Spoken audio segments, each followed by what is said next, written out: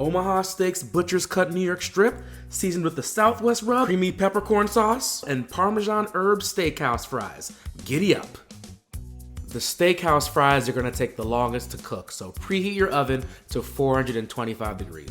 Lay fries in one layer on a baking rack. For the rub, kosher salt, black pepper, ancho chili, chipotle chili, smoked paprika, dried thyme leaves, cumin, and garlic powder. Whisk all ingredients together. Pat steak dry on all sides with a paper towel and generously season with the Southwest rub. In a screaming hot cast iron pan, add grapeseed oil, New York strip steaks, and press down.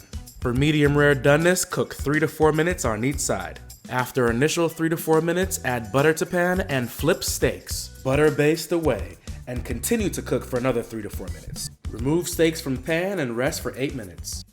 Let's build our sauce in the same pan.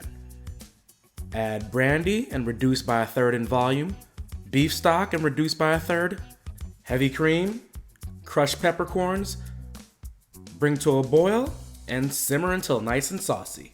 Add crispy fries to the bowl, add rosemary, thyme, parsley, and freshly grated Parmesan cheese. Toss it up. After steak has rested, slice it up and fan it out. Parmesan herb fries, check. Creamy peppercorn sauce, check. Steak frites, check.